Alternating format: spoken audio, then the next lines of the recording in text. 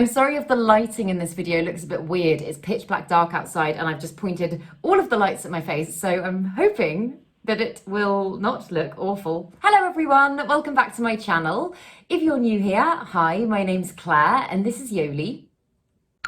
I make videos all about houseplant care, sharing tips and tricks I've learned over the years to help keep your plants happy and healthy. And this evening, I thought I'd just do a really chilled plant chores, repot, chat, propagate kind of video. I've got one thing specifically that I've been putting off for absolutely ages because I just think it's going to be a bit of a mission. So yeah, I thought I'd get the camera rolling. I thought I would bring you guys with me, have a chat as we go, and I hope you enjoy it. Let's get into it.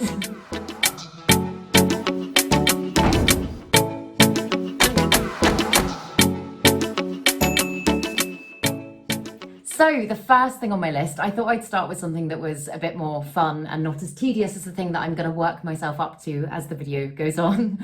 But I got a Soderoy AF the other day. I found it on a Facebook group from a really, really lovely girl. She packaged it so well and I'm honestly over the moon with it. Look how beautiful that is.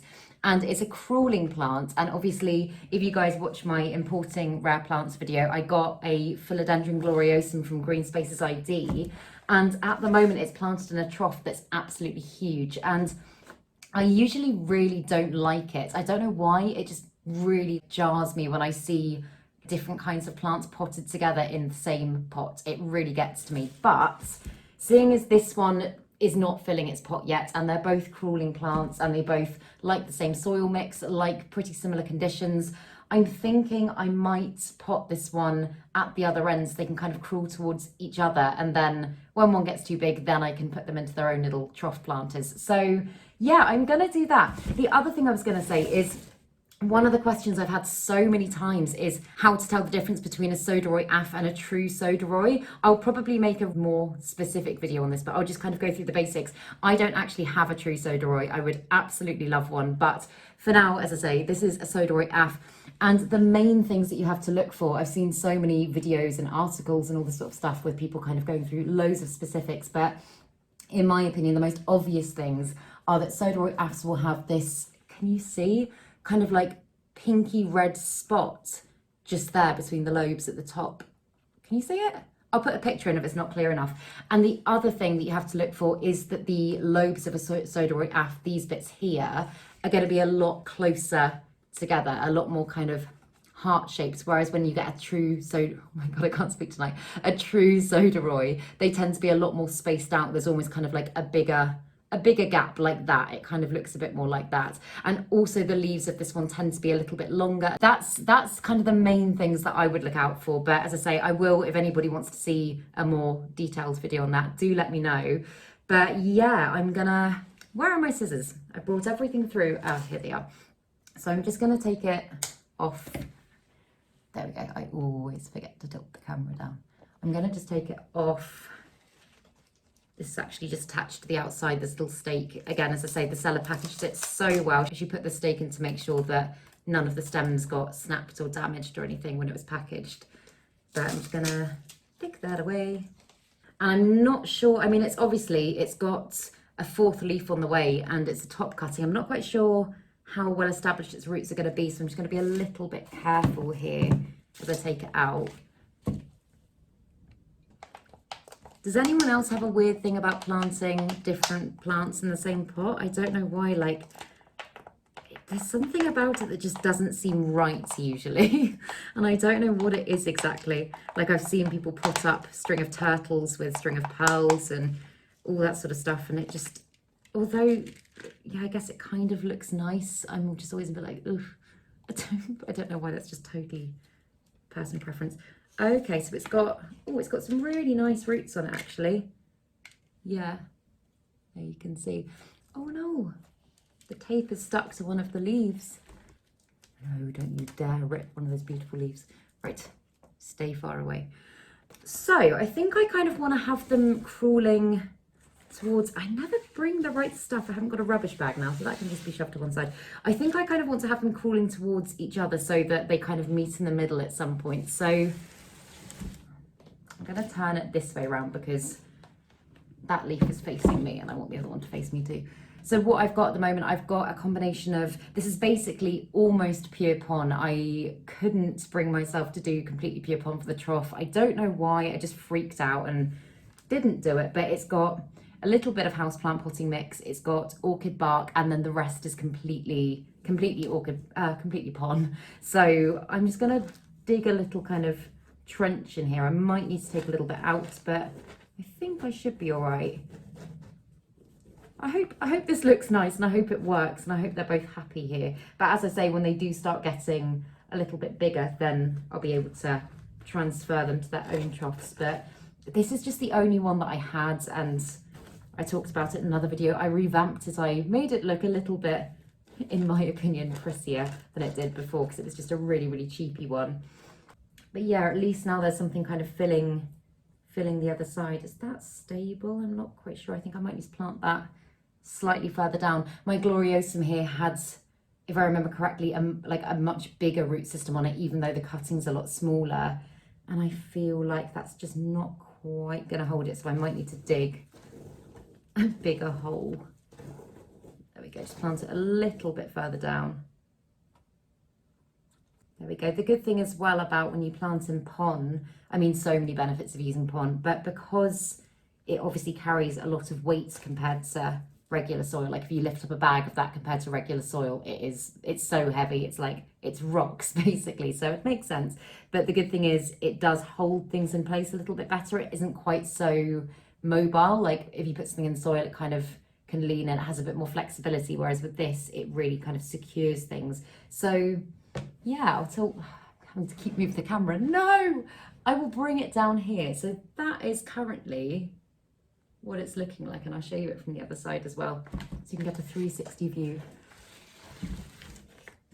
But yeah, so that's what it's looking like. I personally think that actually looks really, really pretty, and they kind of look a little bit separate because they're on other sides. Cool, I'm happy with that. I'll water this when I finish filming the video, because if I tried watering it here, I know there would be chaos. So that's that. I'll take some more shots of these as well when it's day and you can kind of see everything a little bit better. But I just, I mean, that plant is just so beautiful. It's almost like an enlarged Brandtianum. It's just absolutely gorgeous. And also, I guess while I'm here, a little update on my Gloriosum. So this was the leaf that was hardening off. It still is. I've never had this plant before, so I don't know how quick they are. I know some of my other kind of vining, climbing philodendrons are really quite fast. This one's a crawler, and I don't know how much difference that makes, if any, but it's still got the new growth point there, but it doesn't look like that leaf's going to pop anytime soon. It's absolutely tiny still. So from what I know of this plant so far, it's quite slow, but I could be totally wrong about that. But yeah, so that's plant chore number 1 completed. That really didn't take very long at all. But should I do, I think I'm going to do the one that I've been putting off next.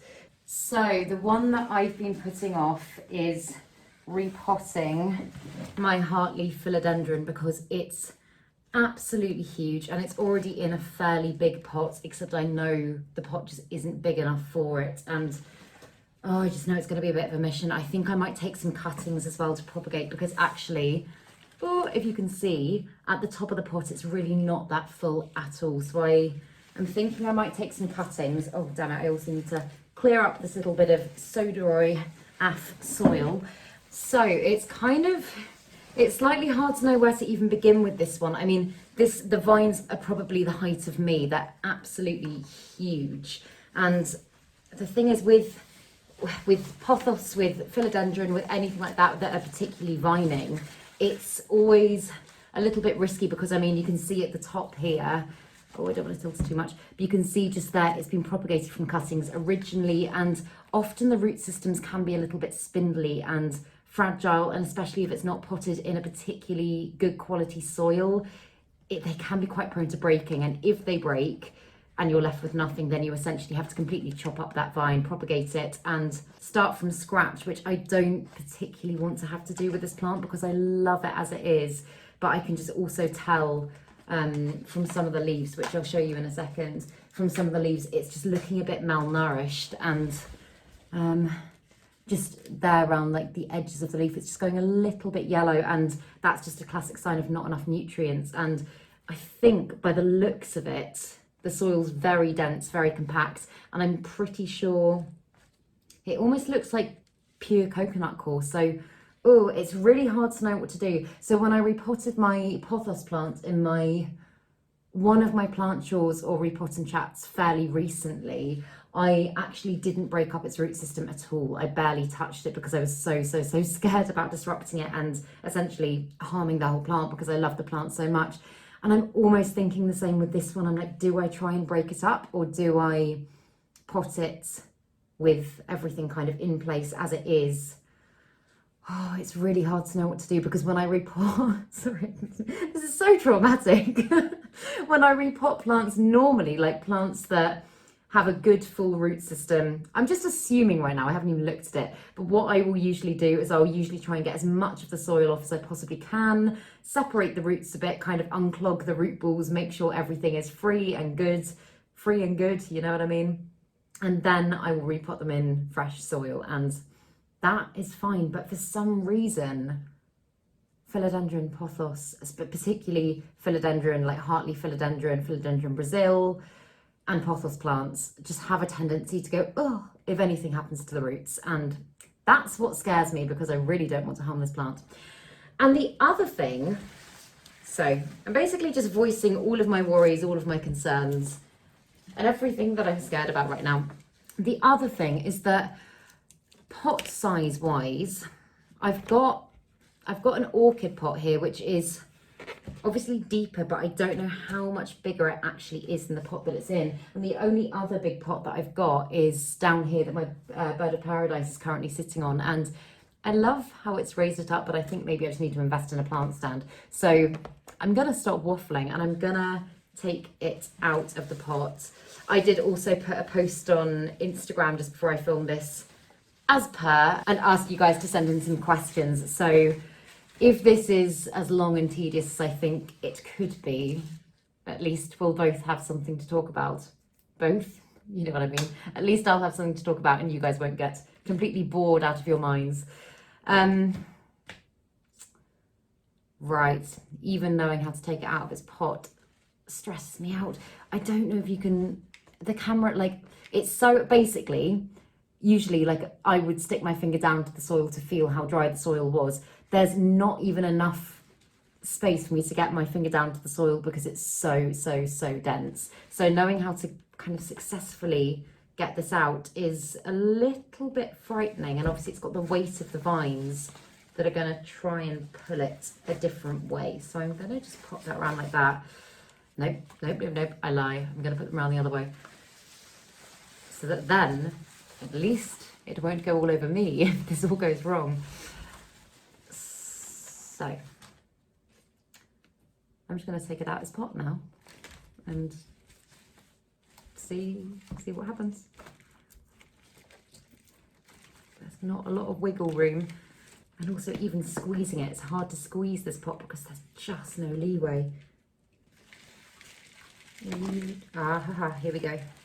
Okay. Whoa. Wow, okay. I mean, I knew there was going to be a lot of roots, but I don't think I was expecting them to be quite that much. Okay, this explains why some of the leaves haven't been looking as good and healthy and filled with nutrients as they should be. Filled with nutrients. Some of them also look, I mean, they're not sludgy, but they look, I think actually I might have to give these roots a trim back, you know? Okay, I know I said I might not break them up and I might just put it into another pot, but I feel like this is just not an option. I think I need to do some roots detangling, which is going to be fun. So I think now is a good time to have a look and see some of the questions because I think we might be here a while. The first one is, how's Yoli? Yoli's good. She's, so I filmed a video, which is probably, by the time you're watching this one, is probably already up on my channel. It's my Philodendron Milano Chrysum video. I filmed that video the other day, and at the very beginning, she jumped up and literally punched me in the face. She full on punched me in the face. And I've watched that clip back literally like no, maybe not 50 times. I've watched it back quite a few times. It's one of these things that just gets funnier and funnier. She's just absolutely hilarious.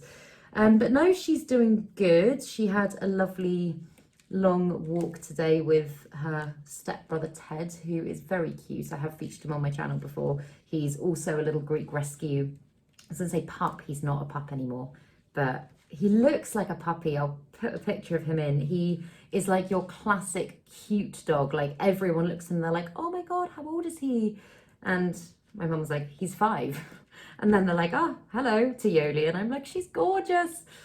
But she doesn't have she's got a lot of character and she's such a beautiful dog, but she doesn't kind of have the maybe cuteness appeal that Ted has if you're not already a doggy person, if that makes sense.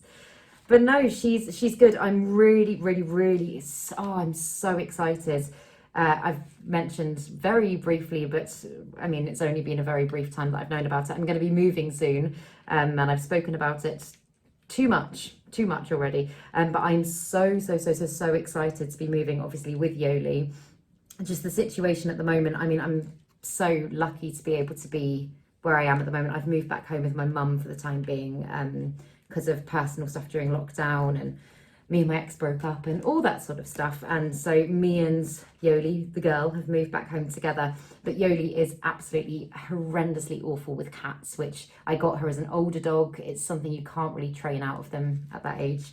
And my mum has got a cat. So that's meant that, bless her heart, she's such a sweetie, but she's had to be in the same room as me pretty much 24/7. She gets really good exercise, but she's had to be in the same space as me for like pretty much always. So it will be nice when I move that I will be able to just let her off her lead throughout the flat, wherever she wants to go, doing her own thing, and she'll just have a bit more freedom. I think it would just be a much better life for her.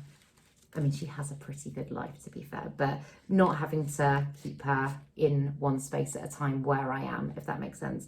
So yeah, she's good. She's gonna be 4 soon. She's gonna be 4 in, what day is it today? She's gonna be 4 in about 5 weeks, which is quite exciting.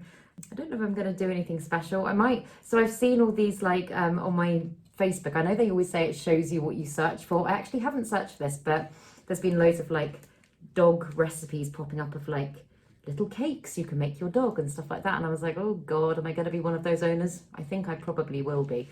I want to do something for her birthday, but I know that's a little bit sad, but who knows? Maybe I'll film a Yoli birthday vlog. Hands up if you'd like to see that. Any tips for Monstera Albo? Just got my first one and don't want him to die. So I did, when I pretty much first started on YouTube, within the first couple of months, I made a care video on Monstera Albo. Back when my one here was down here, was so small and has grown so quickly. I would say just kind of general top tips, like loads of humidity. They absolutely love humidity, particularly if you've got a particularly variegated one. The white parts of the plants can be really sensitive to lots of things, but one of the main ones is lack of humidity. So I, in my house, try and keep the humidity at between 65-75%, as much as I can. If it's higher, I'm just like, cool, great. But that's what my humidifier is usually set to.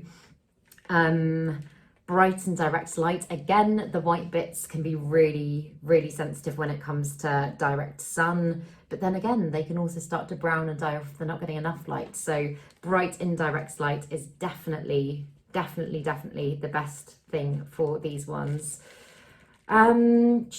Watering. For some reason, and I don't know why, variegated Monstera seem to be more susceptible to overwatering than normal Monstera deliciosa, and that's something that I've just found so many times, like over the years when I've had, I've never had a Thai constellation, actually, I can't speak for them, but Monstera Albo, Borstiana, and oh God, they're coming away slowly, but it is taking some work.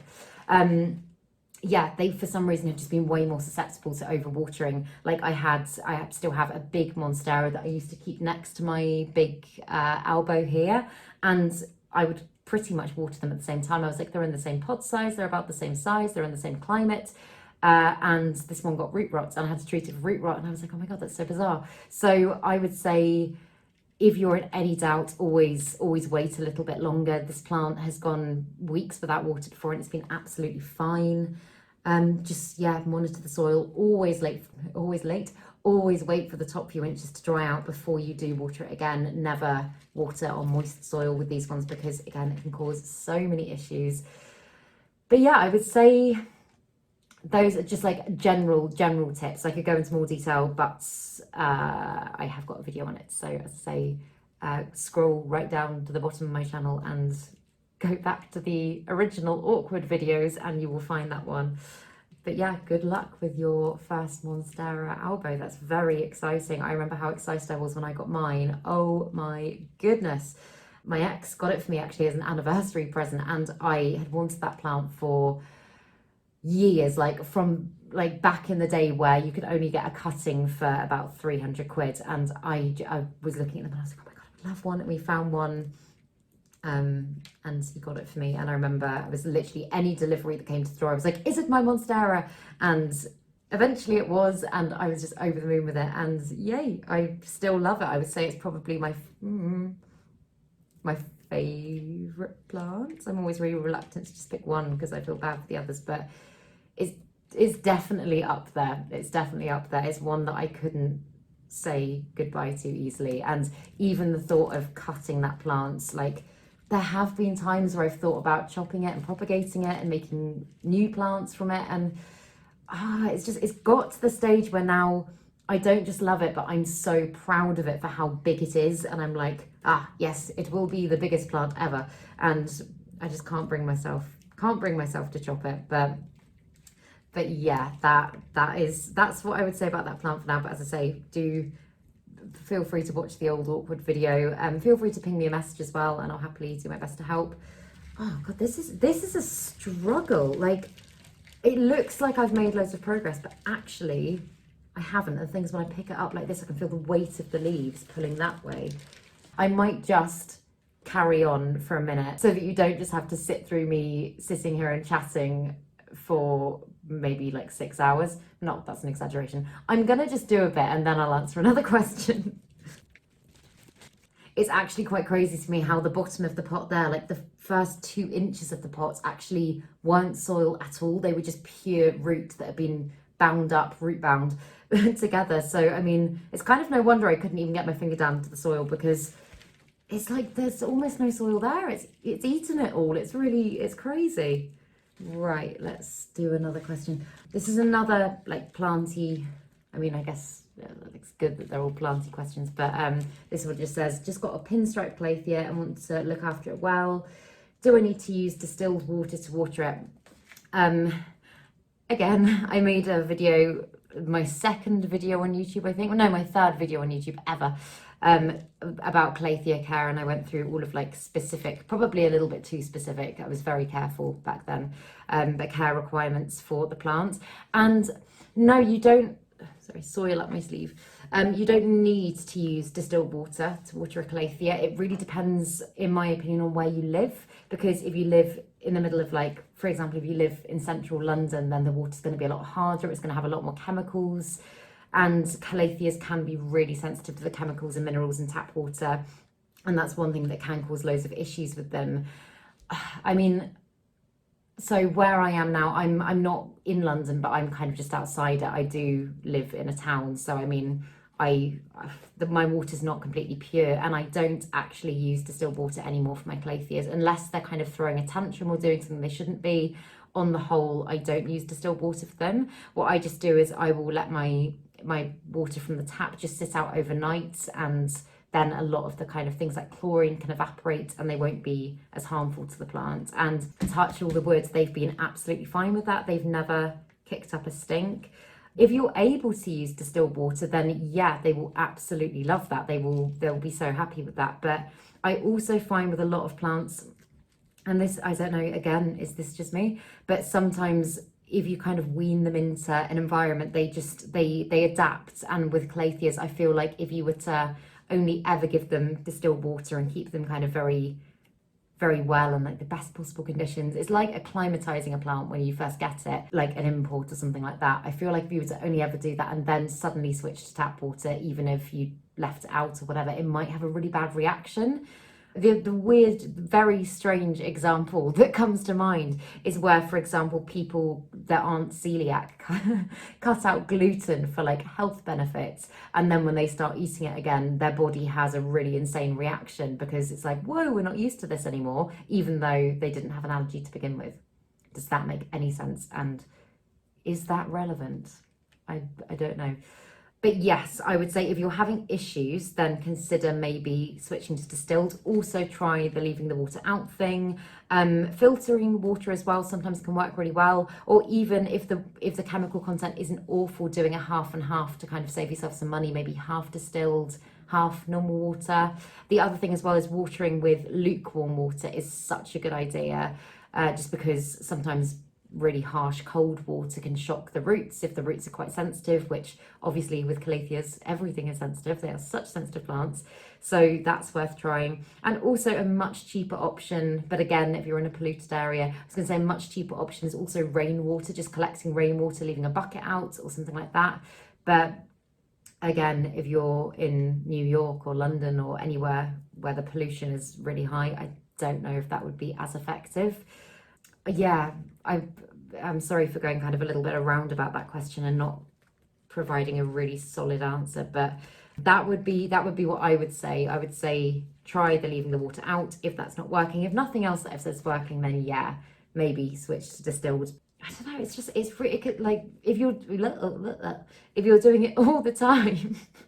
I can never speak in evening videos, my brain just switches off. But if you're doing it all the time, then it's gonna be expensive, isn't it? Unless there's a way to do it yourself at home. I mean, I know it's essentially just evaporated water. If you have a system to do it at home, that'd be really cool. If I had that, I'd probably do it for all my plants, to be honest. Someone said, what is your least favorite plants in your collection? I hate questions like this because I'm like, I don't want to make any of them feel bad. And I don't actually think, I haven't got any that I hate. I definitely haven't. I've just got loads of soil up my sleeve. I definitely haven't got any that I hate. And I've said this before, I feel like all of the plants I've got, I am maybe quite lucky. Like, I know lots of people go off plants and they give them away and stuff like that. And I genuinely love all of the plants that I've got so much. But, I guess if I had to say, the one that I've got the least emotional attachment to, the one that I'm least attached to right now is probably the blue Mirtillo cactus that I got from my first garden centre, Houseplant UK. What's the name of it, Claire? Houseplant Tour UK, that little garden centre thing series that I started. I got one there that is really lovely. It's really nice, but I think probably because it requires literally no care. It needs to be watered like once a month or once every 2 months, and it doesn't grow very quickly. It doesn't do a lot. It doesn't kind of grab my attention because I don't notice it changing at all. And I've only watered it once since I've had it so far, and it looks exactly the same. And I love the way it looks, but I think probably for that reason, that would be my least favorite. That's probably the one that I could part with the easiest if I had to right now. But then again, I wouldn't want to get rid of it because I do like it. That's a really bad answer, isn't it? I don't know. I find this interesting. If any of you guys, like, what would be the plant that, if you had to say out of everyone that you owned, if you had to get rid of one, what one would it be and why? I'm trying to think if there's any others. Least favorite.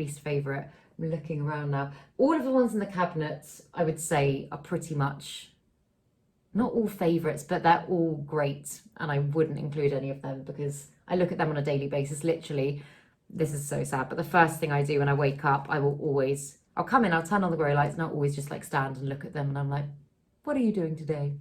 Are there any updates with you? Nope, I think it's going to have to be the blue Mirtillo cactus. I don't have another one right now that I don't like. Oh, I have I have moments with my peace lily, but I still love it. I would never get rid of it. I really do like it. But I get a little, I don't know. It just doesn't give me as much like, oh, excitement as some of the other plants in my collection. But then again, like, yeah, I would say it's the blue Mirtillo cactus. Right, final answer. Favorite food? Oh, Oh, this could be a long answer, and it's going to be, again, in case you haven't guessed by now, I am probably the most indecisive person you'll ever meet. So I love Italian food. I could eat pizza every day. I had a pizza last night. Pizza Express, it was great. I do love a Pizza Express. I also absolutely love Japanese food. I love sushi so much. I love Greek food. I'm basically just telling you all the foods I like. Okay, what's my favorite? Okay, I have a weird thing. So like all of my life, my mum said ever since I basically was on solid foods, I have gone through phases of I'll find something that I like and I will only eat that food. I will go through like a month's phase. For example, I've gone through it with so many foods, but I went through a phase with bananas and I was like, I love bananas so much. So I would eat like 15 bananas a day. And I know some people are like, oh no, that's so dangerous, potassium. I was fine. I was absolutely fine. And I've done it with so many foods. And at the moment I'm doing it with Greek Greek salad and fish finger sandwiches, like two very random things, but I love a Greek salad, love that. And I love fish finger sandwiches with tartar sauce and oh, so good. Tzatziki on the Greek salad. So right now, those would be my favorite foods, but in general, in the grand scheme of things, I would say probably Italian and Japanese, if I had to say. If I had to say. Yep, that's a difficult question. That's a very difficult question. What would yours be, out of interest? What Hogwarts house do you belong to? I'm Ravenclaw. I don't know. I know no one ever wants to be Hufflepuff. I don't really know why that is. Is it because Hufflepuffs are boring? But I don't know. I mean, that's my favourite name out of all of them, Hufflepuff. How satisfying is that to say, Hufflepuff? I don't know. I'm gonna let that one sit, and I will answer it before the video's finished. But I feel like nothing is springing to mind yet. I know I should want to be Gryffindor, and I should not want to be Slytherin. Right. Okay. So back to the plant for a minute. The main kind of big, thick, full roots here are untangled. I've still got a ball of soil here, but what I'm getting to now, if you can see, like just there, that's the stem from the propagation, and I don't want to go too much higher because, as I say, if I snap off the root system there, then we're going to be in trouble and I'm going to have to chop the whole vine. So I think what I might do now is I might work with what I've got, and I know there's still some soil there, but as I say, this is a plant where it could all go wrong. So I'm going to pot up as is. I might just give the tips of some of these roots a little trim back, any that kind of look a bit like that. You can see that's not healthy. That is going. Right, I've got to say that is way more than I thought I would mess with the roots. I thought I would literally lift it out and put it in. Right, so I do think this orchid pot is probably going to be too small. I think that will probably just land us back in the situation. Oh, let me have a look. But I think we might be back needing to repot the plant again in a few months' time.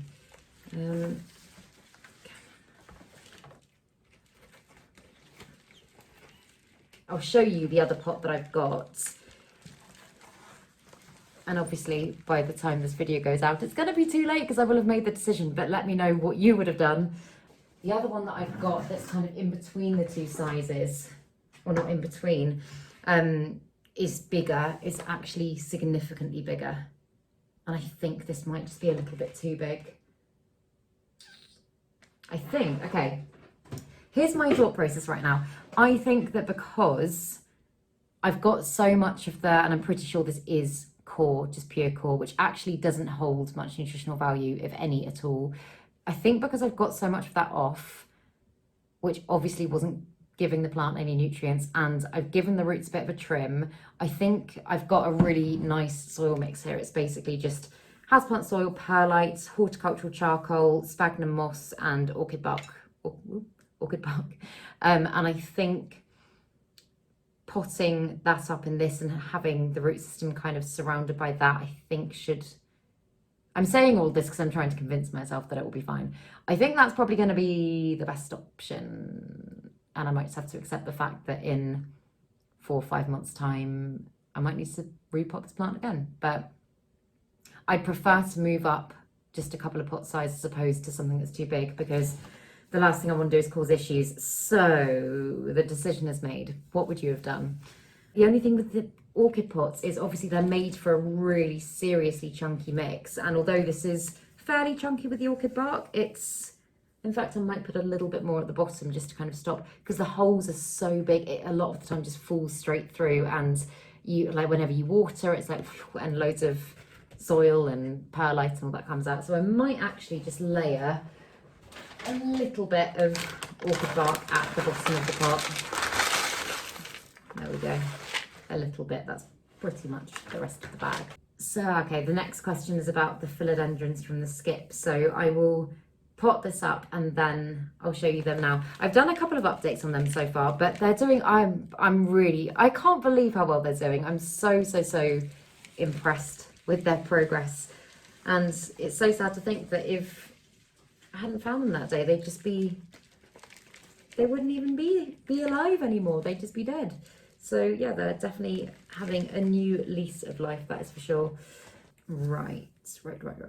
Because obviously there's still some original soil here at the top that's kind of holding all of the original cuttings in place that have now made up the full plant. I'm gonna just kind of layer it a bit. So I'm gonna lift them in, put some soil through, and just continue to do that, just so that it's still got some airy gaps in there and it doesn't become too dense and compact again. That is a bit too small, just because I've done that. It's got a little bit of leeway, but it's still kind of poking over the top. I think I've got no choice. I'm gonna have to use the bigger pot. If you said bigger pot, you were correct. Right, let's try that again.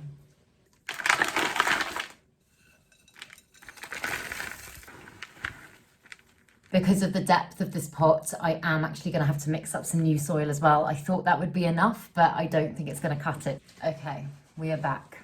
Someone said, I'm just going to skip on to the next question. I'll come back to the philodendrons from the skip when I can make it through. Someone said, what helps with anxiety for you? So I've spoken a little bit about this before. I know it's such a common thing and it is a lot more openly spoken about nowadays.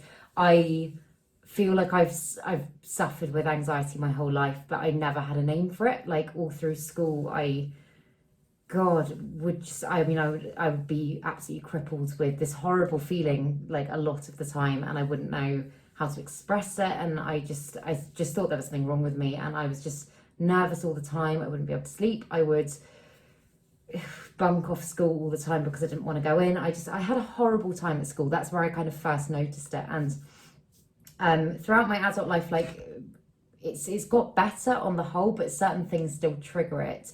And there's not one thing for me that has helped apart from, I think, making people aware of it, talking about it. This is more kind of in-depth anxiety, not maybe just like, I don't know if you meant plant burnout. I'm assuming this refers to actual like anxiety. I don't know.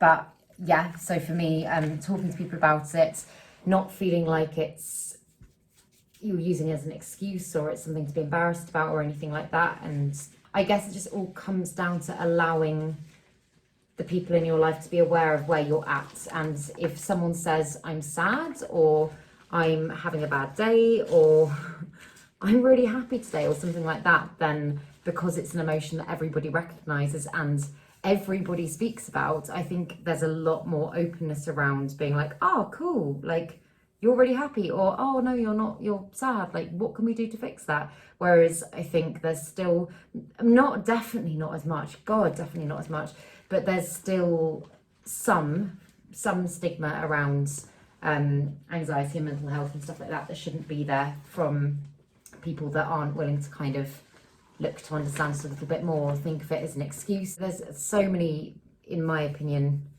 slightly ignorant people that come out with things such as, oh, well, this generation now, I mean, this, that, the other, they'll make an excuse for anything. And I honestly do believe that, firstly, that's not true. I think everything deserves to be understood. And I think, yes, we are a lot more on the whole open nowadays, but I think there's a lot more conversations to be had and a lot of people that are still very close-minded to a lot of things, anxiety being one of very many, but it's a very broad spectrum as well. And so to get to your point, because I feel like I'm waffling now, for me, the things that help with anxiety, number one, I would say, has been plant care. And it's something that I really, really wish I had found earlier in my life. Like, as stupid as that sounds, and like, I'm sure a lot of you watching this video will not find it stupid, but when I say it to some people, they're like, oh, okay. It's something that really allows me to kind of hone in on myself, and it's almost like meditation. I've always been quite bad at being still. Like, I've done yoga and I've done like workshops and meditation and stuff like that, and yeah, I'm not saying there's anything wrong with that at all, and I have at times got quite a lot out of that, but for me on a daily basis, it's just not the thing that I feel right now in my life is the thing to kind of get me back to a bit of grounding, a bit of me where I need to be. Whereas whenever I come through and I'm like, cool, I'm going to spend an hour watering my plants or something like that, as soon as I start, I'm like, oh my God, I'm like, this is what I needed. This is me. And that just gives me so much. The other thing, and this is so weird and so random and very bizarre, but I posted it on Instagram actually a while back. One of the things that I found, and this is completely natural, passion flower tea. I read about it, and I've tried loads of kind of herbal remedies and stuff like that before. And I read about it, and I was like, okay, I'll give it a go.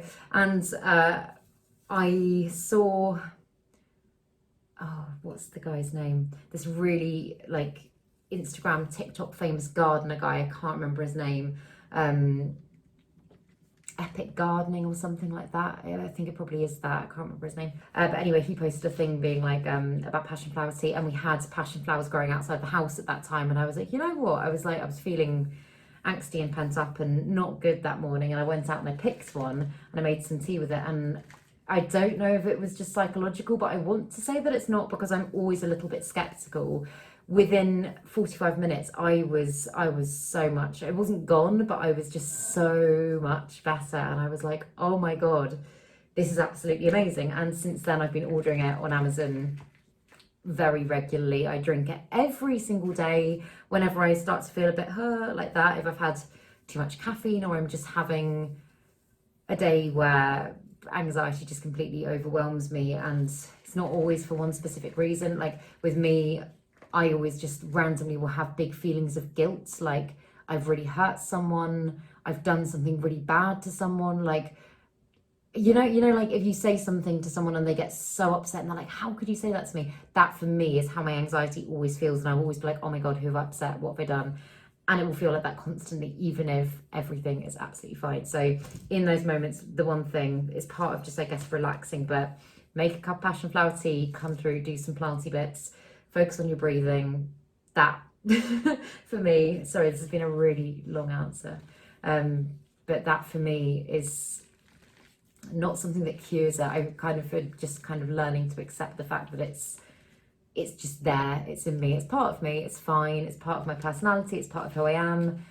I don't always like it, and it can be, it can get in the way of things. It can get in the way of, like, if I'm like, tomorrow I'm gonna have a really productive day, I'm gonna do this, I'm gonna do that, or even just like I'm gonna go see some friends or whatever. It can get in the way of a lot sometimes, but that is definitely a coping mechanism, strategy, that I say is fairly healthy, that I like to use. Yeah, as I say, I'm not quite sure if you were talking about plant burnout or if you were talking about anxiety, but again, like, it can feed in. Like, I can get anxiety because I don't have the energy to go and do plant things that day, and then I'm like, but that's meant to be your thing that makes you feel better about everything, and then that can be really difficult, because then I'm in such a vicious cycle, and I'm like, yeah, I know what I should be going and doing to make myself feel better, but actually that's the thing that's giving me the angst right now. So on those days, I tend to just kind of go into my little hole, try and drink my soothing tea, and just accept the fact that it will pass. It will pass. It's not like that forever. It's just a part of so many people, and the older I get, the more I go through life, the more I think of it as an emotion, and not just like, you have anxiety. Like, I think it's something that everybody knows as a feeling. And it's like, some people have the tendency to feel happier more than others. Some people have the tendency to feel anxious more than others. And I'm definitely not ashamed of it anymore, and I'm absolutely fine. Like I feel happy to be able to talk about it now in a way that I'm not trying to like hide it. I don't know if that was I don't know if that was even the question, but yeah, for me that is there's some of the things that help. And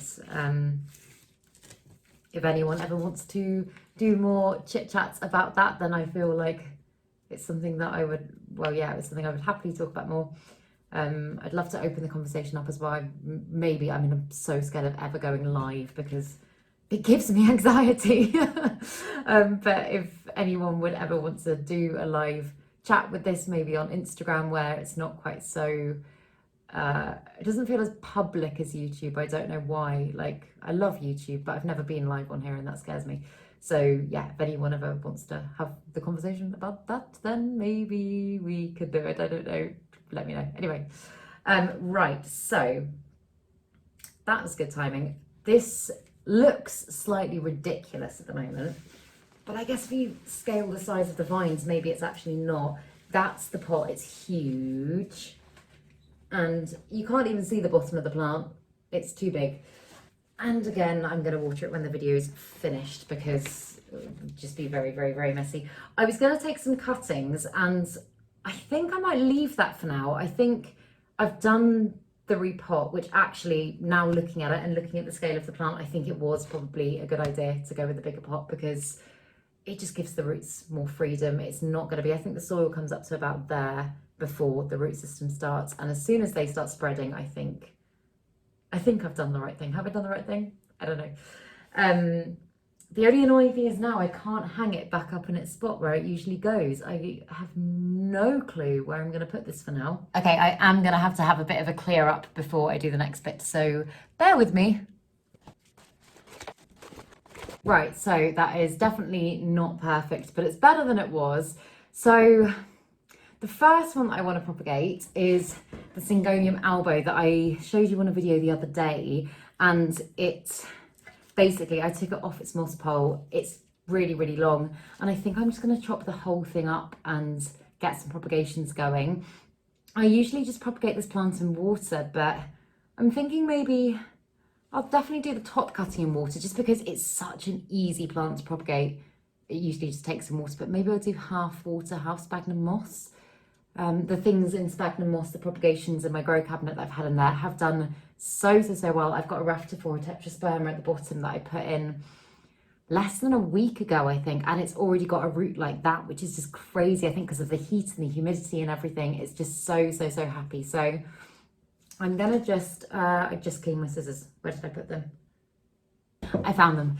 So I'm gonna just take some cuttings, and yeah, as like I've shown you, oh, again, another awkward one to show. So I'm just going to be cutting below the nodes and probably just taking 1 or 2 leaf cuttings, and then yeah, I'll go through them afterwards. So I'm going to start with the top cutting. So I'm going to cut it just there under the nodes. There we go. So that is my lovely top cutting. Very weird shaped leaf, that one.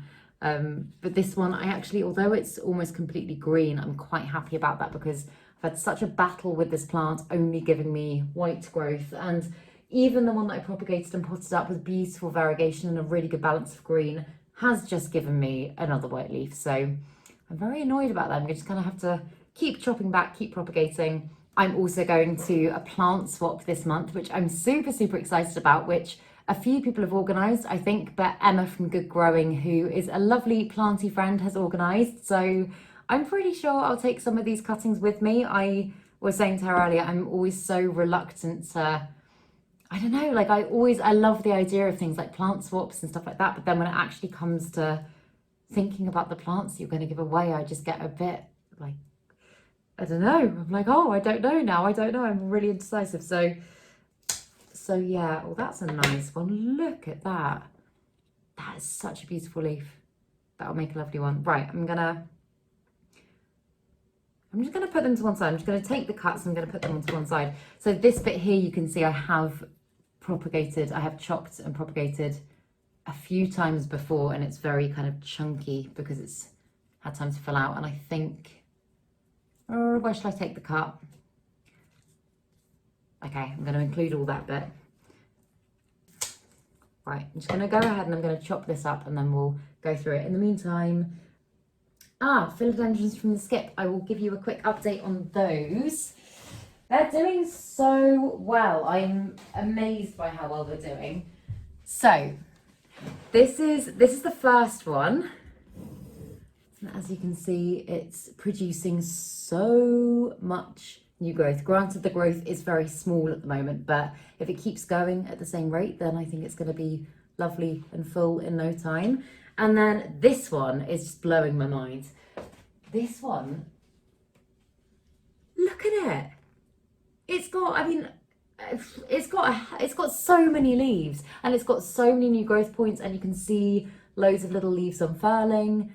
It's just looking so great in such a short space of time, and I'm amazed. As I say, I've never had this type of plant before, so I don't really know how fast it grows, but I mean, clearly very quickly. But yeah, I'm so happy with them.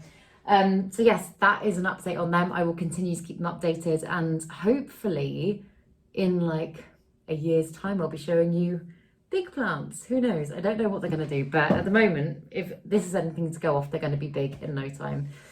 PB and J, peanut butter and jelly or chocolate spread. Peanut butter and jelly, definitely. I love peanut butter anything. I like chocolate spread. I would never have it. God, these questions. I mean, actually, this is the first kind of really random one. But chocolate spread, like Nutella, I can eat off a spoon, but I wouldn't put it on my toast. Peanut butter and anything sweet, peanut butter and honey, peanut butter and jam, peanut butter and chocolate. Like Reese's peanut butter cups are my favorite thing ever. Yeah, peanut butter and jelly every time for me. What's your funniest memory? Oh, be quiet, Yoli. What's your funniest memory? I have one that I know that I find funny, but I don't think anyone else would find particularly funny. Okay, the one that springs to mind, and everyone's probably going to be like, oh, really? Me and one of my best friends, Beck, we started going on holiday with our mums. Both our mums were single mums, and we started going on holiday with them when we were about 9 to a Greek island called Skiathos. And when we got to about 14, we started going by ourselves, and we had like a whole Greek family out there. Still do, they're amazing, we love them. And like it's quite unusual to meet anyone from the UK or anywhere from the same area of the UK. And we were coming back from a restaurant. God, this is not a fun story. It's really not a fun story. It's not even a fun story for me, and I said it was one of the funniest. But anyway, we were coming back from a meal, and we were walking up to our room. We heard 2 women say that they were from the same area as we were, and we were like, oh my God, that's crazy. We never meet anyone like that. And we and we got so excited, and it was just hilarious, and we'd had a few wines, and we were incredibly happy. And anyway, that's the funny bit of the story. So yeah, I'm so sorry, that was the worst answer ever. But anyway, the lovely part of the story is that those 2 women, we still know 10 years on. They are 2 of our very, very good friends. We saw them a couple of weeks ago. They are family now, more or less. They're just, oh yeah, they're great. So that's the nice part of the story. But yeah, that wasn't funny, was it? That wasn't funny at all. It was really funny at the time. I also am still thinking about which Harry Potter house, Hogwarts house I am.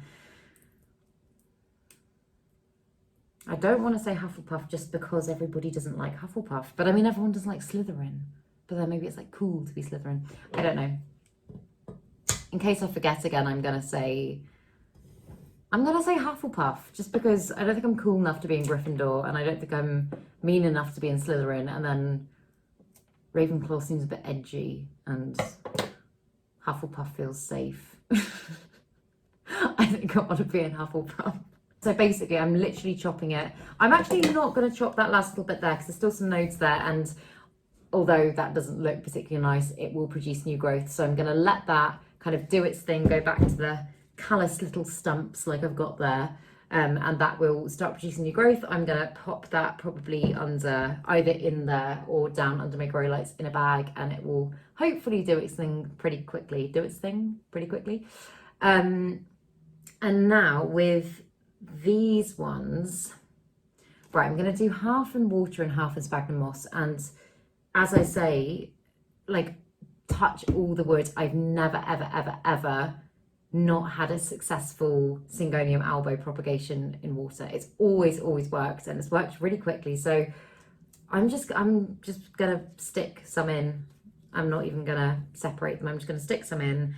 And then this little wet stick I'm gonna pop in my propagation box, probably my sphagnum moss propagation box, because that one's got the most space at the moment. I've got perlite one, I've got a few sphagnum moss ones, but I'm gonna stick that in there and see what it does.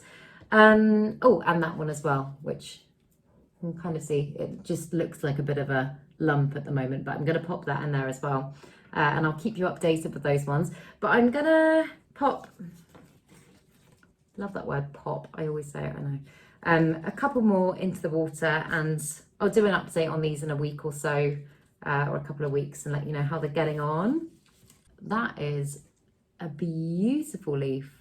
That doesn't even really look Syngonium shaped, but it's gorgeous. I'm going to stick that one in water as well, and then I'm just going to do, for no reason at all, I'm just randomly choosing here, I'm going to just do these two in sphagnum moss. Also, I was going to say, a really good, I know when I used to, like up until when I used to back in the days, about a week ago, whenever I did sphagnum moss propagation, I would either do a prop box or I'd do like a plastic cup with holes in it, kind of like what my soda aff was in before. And what I have done for the last few, and it's worked really, really well, so I've just used jars, which obviously have absolutely no drainage, and I filled them with sphagnum moss, and then I've just put a little bit, I've obviously hydrated the moss first, but I've just put a little bit, maybe like a few centimetres of water at the bottom, and then raised the cuttings up so they're not actually touching the water. But it's just really helped to keep the humidity, keep them really moist and humid and happy. And yeah, I'm really happy with how it's worked. So I know it's maybe not a conventional method, but I'm gonna keep doing it that way. Maybe in fact, because these are just random cuttings, not top cuttings or anything, maybe I will compare their progress. I mean, it might not be the same, it might be totally random, but anyway, I think I'll do that for fun. I've added a little bit too much water here. I'm just squeezing out the sphagnum moss a bit. And then I'm just gonna make a little gap and put, so I'm just making a little hole in the cranberry sauce pot. And then just pop a little bit of sphagnum moss on top just to kind of hold them in place, make sure the nodes are properly covered.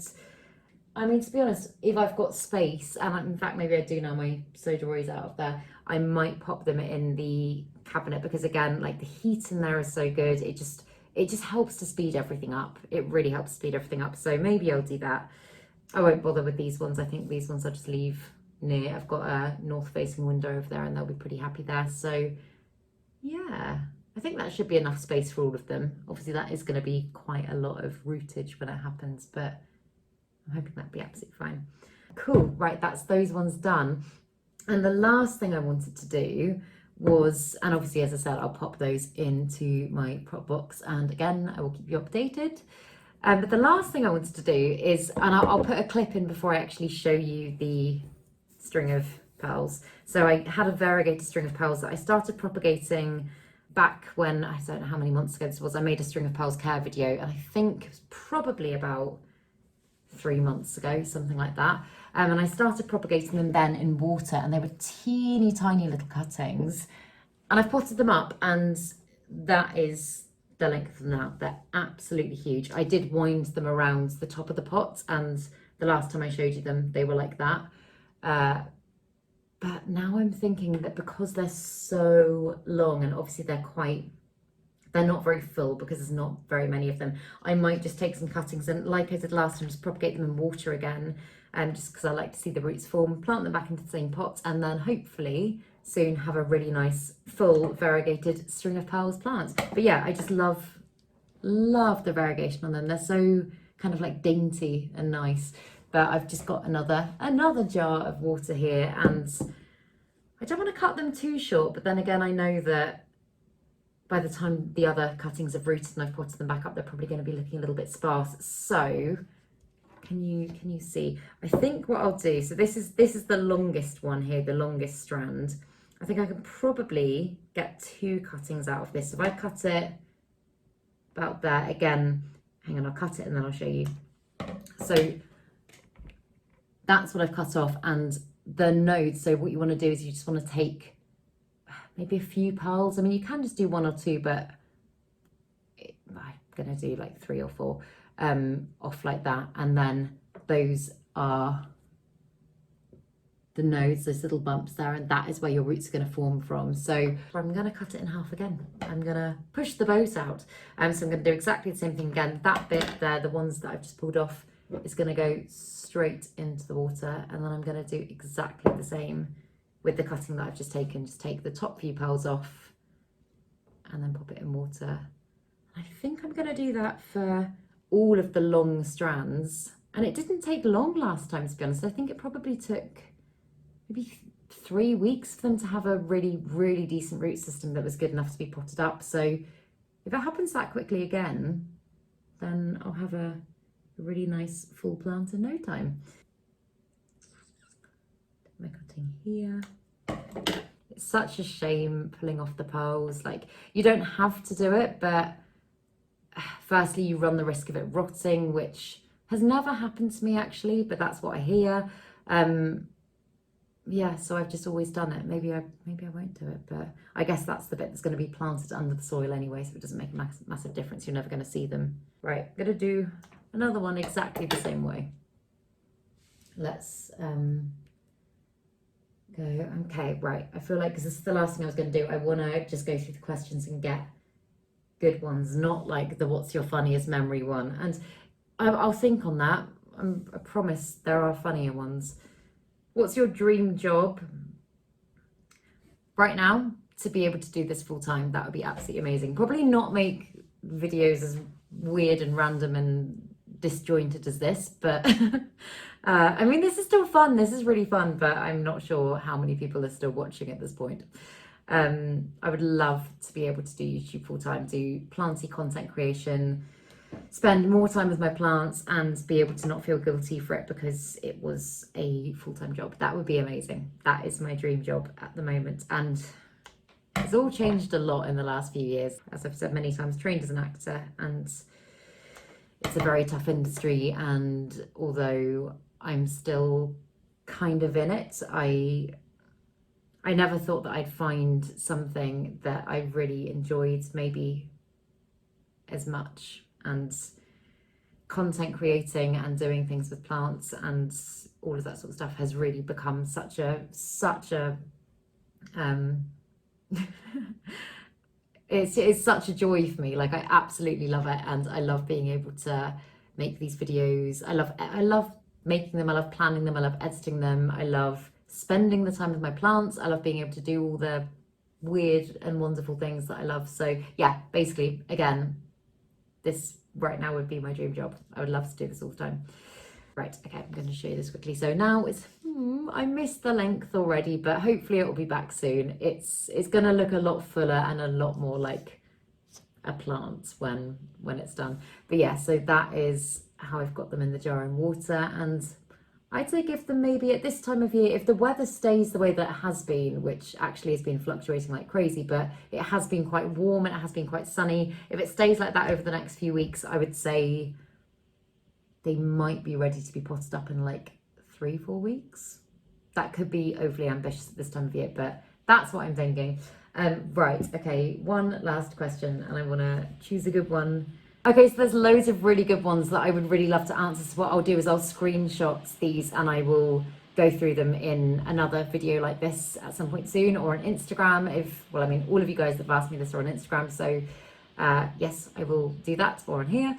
But one that quite a few of you have asked is, what's your favorite propagation medium? And right now I would say sphagnum moss. Like, it really depends on the plants. Like, I wouldn't say that for all plants. Like, as you can see, I've propagated in water, and again, my syngonium's in water tonight. Like, if they're fairly straightforward, easy plants that will just propagate very easily, then yes, I will absolutely use water because it is the easiest, simplest, quickest thing to do, especially like with sphagnum moss. It's great, but you do have to then pick all of the moss off the roots at some point, which, oh my God, it takes ages. It's almost as bad as repotting my heartleaf philodendron. Not quite as bad, but it's not fun. It takes ages, but it is the best, as I say, I've already said in this video, but at keeping humidity around the roots, at keeping the moisture there. Again, if you've got it in a cabinet like this, it's just like, it's the perfect environment. It's like so breathable. It's really hard to overwater. Yeah, right now, sphagnum moss. I also have perlite propagation boxes. I feel slightly different when it comes to prop boxes, but no, I think it's sphagnum moss. Yeah, I'd say sphagnum moss all the way right now. But yeah, I hope this video wasn't too random and jabbery and weird. I just randomly decided to do it tonight. I've actually already filmed a video earlier today and I was like, I feel like filming another one, so why not? But yeah, if anyone's got any questions, feel free to drop me a comment down below. I will keep you updated with all of these. Fingers crossed for my heartleaf philodendron. I hope I didn't do too much to the roots and I hope it bounces back and I hope everything's fine. But as I say, I will do an update in a couple of weeks and I'll let you guys know how everything's getting on. But if you enjoyed this video, please make sure to give it a thumbs up, subscribe to my channel, have a lovely day or night, and I will see you in the next video.